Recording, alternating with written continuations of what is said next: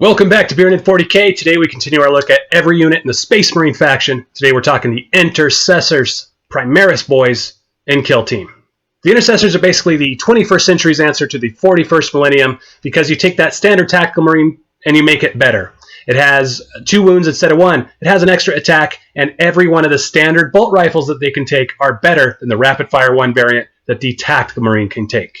Looking at this datasheet, they're a 15-point model for the standard Intercessor, coming with whatever one of those 3 bolt guns that you want, or you can pay 1 more point, taking you to 16 points for the Intercessor Gunner or Intercessor Sergeant. So let's take a look at these guns. First, you have the auto bolt rifle. It's 24 inches. It's Assault 2. What does that mean? It means you can run and gun, whereas the rapid fire 1 version, you cannot. In Arena, this made them the bronze-bodied gods in the format because, you had the 2 wounds, you could run and still gun. It was a very positional format, and you could get out, hold, and you always got your 2 shots. That's one of the cool things. If you were long range, you still got the shots. If you advanced, you still got your shots. So it's a great weapon. It's just it doesn't have any AP like the bolt rifle, which is the one that I tend to run. You kind of play him like you did your other tactical marines, except for things like orcs. Now they don't get a save. The Stalker pattern bolt rifle also has a place, even if it's the least often seen. It's AP2, 36-inch range, and you can make that +1 to hit and +1 to wound with the Masterful Marksmanship tactic. Not bad. Pay 1 CP, you get +1 to hit. He's wounding on 2s and 3s. Pretty cool. But it's still only that 1 shot. So I tend to use the auto bolt rifle versus hordes or when I need to move fast, and I use the bolt rifle. Usually that's kind of like the one that I pick the most. I think that's the most well-rounded. Even when you're not facing Marines, you still want some AP. It helps a little bit, so that's usually the one I go with. Now, if you look at the data sheet, you'll see the Intercessor. You can take max 2 of something called the Intercessor Gunner. Again, you pay a 1-point tax. All of a sudden, you can take an auxiliary grenade launcher. It extends the range of your grenade weapons to 30 inches. Not bad at all. But I never take the max 2. Why is that? It's because you're actually firing a grenade weapon, unlike some of the other grenade launcher types in this game. The fact is, you can only legally shoot 1 grenade per turn. So taking a second one means that you're not using it. There is a case to be made. Some people say that they take the second one because of redundancy. If you kill one of them, they still have that model on the board somewhere else, and hey, they're still able to shoot those grenades and get that benefit. But the realistic look to this, in my opinion, is that we're playing a 4-round game. There's not a lot of time. And while that's a nice thing, having that redundancy, the game's usually over faster than you can blink. So I don't tend to run the second, even though it would be a bit more of redundancy in there. My favorite Intercessor is the Sergeant. You might notice a theme coming between these data sheets. The Intercessor Sergeant has 3 attacks base. You put a chainsword on him, that's 4 attacks base. Or what I really like is the Power Fist. Why do I take the Power Fist? It's 4 points, but it gives you Strength 8, AP -3, D3 damage. This comes in clutch in tournament play because a lot of the packets have something like Obliterate as a secondary objective, which scores you a point if you take a model out of action with 2 or more damage. So you might have plasmas behind shooting, getting 2 damage, and you have things like him in the front, threatening objectives and things like that, able to score that as well. It's good redundancy in your list. There's just something magical about that Power Fist in something like the Salamander subfaction, helping you reroll failed hit rolls. And, that 3 attack base. And the fact that he can fight twice with Honor the Chapter. You pay 2 points, and he gets to swing all those 3 attacks all over again. So he's just a little boss on the battlefield, and I like him. In my own roster, I tend to run him without any specialism at the moment because my specialism slots are full, and really, he does the job I need him to do. I don't want to waste a specialism by giving him like an extra attack or something like that. 3 tends to be enough. And if he's not doing it, hey, like I said, there's guns in the back and things like that. So he is what's out front in my lists, him and a few company veterans. They're what's forward. They're harassing enemies on objectives. They're picking up bounty hunter tokens and things like that. Other ways to score points. The other option that came in Elites is that he can now take a Power Hammer. I much prefer the Power Fist over the new Thunder Hammer for him. The Hammer just doesn't add enough for me to justify the cost. What you're basically doing is you're doubling the cost of the weapon, and you're going from D3 damage to 3 damage, which, hey, we were talking Obliterate. There is a case for that. But, like I said, it's twice the cost. And 4 points can get you a lot in this faction. That's another Power Fist somewhere. So I just stick with the fist, and he has performed very well for me. You know, the 4 points, put that on a relic blade or something like that. You know, that's only 3 points for that. Another D3 damage weapon somewhere else in your list. So he's performed very well for me. Power fist, bolt rifle. I think he will for you as well. Love the Intercessor Sergeant.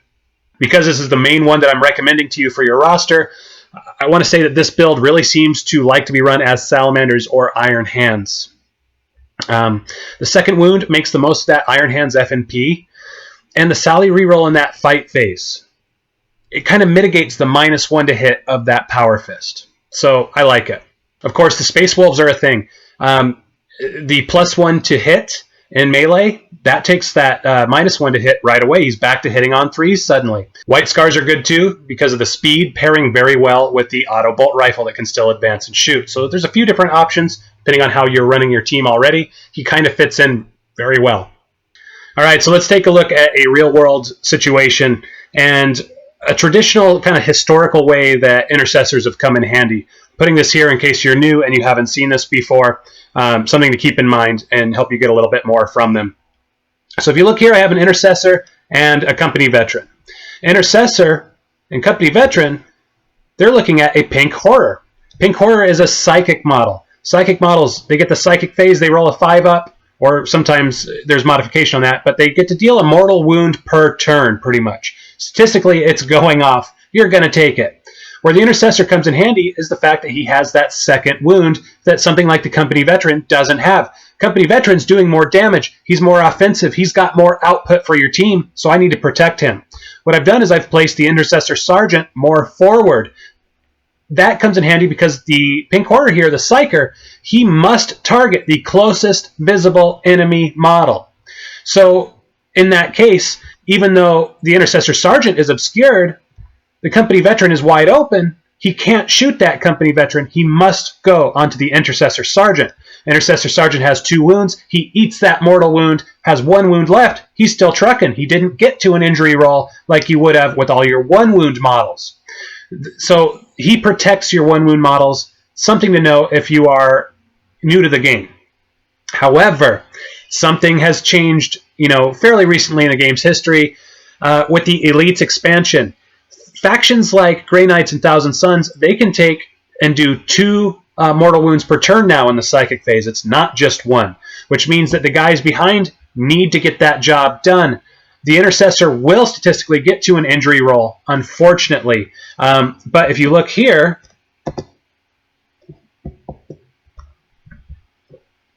he's within 1 inch of obscuring terrain.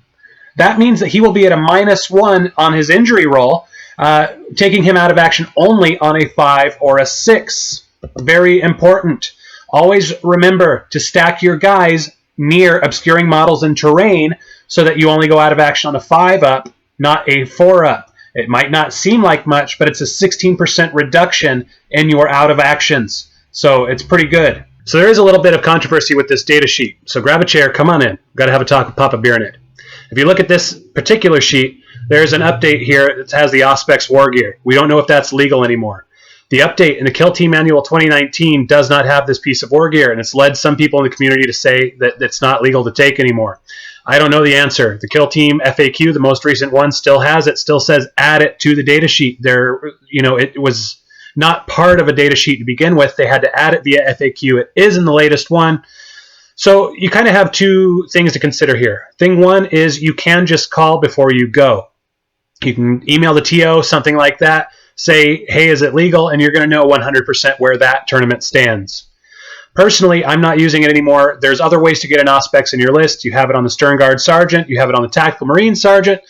So, the thing about it is I don't want to continue to rely on the Intercessor and then have it not be available to me and then feel like out of place when I'm at the event and trying to play. So it's up to you how you want to proceed. Personally, like I said, I'm not pushing it at the moment and trying to use it. While we're talking about intercessors, I should also cover the most common question I get asked in the comments of my videos is, can I run all intercessor kill teams? The short answer is yes, you can. No, I wouldn't. There's just so much value in the veterans data sheet and, some of the other things that we've covered. That tactical marine gunner with the plasma, the efficiencies that you can find in this faction are really, really good. However, I do think all intercessors would be a great place to start if you're new to Kill Team. You can go and get one box, build these guys up, and get used to rolling dice. They got those 2 wounds. They're a little bit forgiving. They're more durable than they would seem. They can take a little bit of a beating. And so that is a good thing to kind of talk about here while we're talking about the intercessors. Another thing is, if you want to run all intercessors, don't let me stop you. Even though I'm not spamming them myself, there's something magical that happens when you decide, hey, I really want this unit to work. And you sit down and you pour through, the tactics and all that stuff, the war gear that's available to them. So that is a thing as well. So let's recap.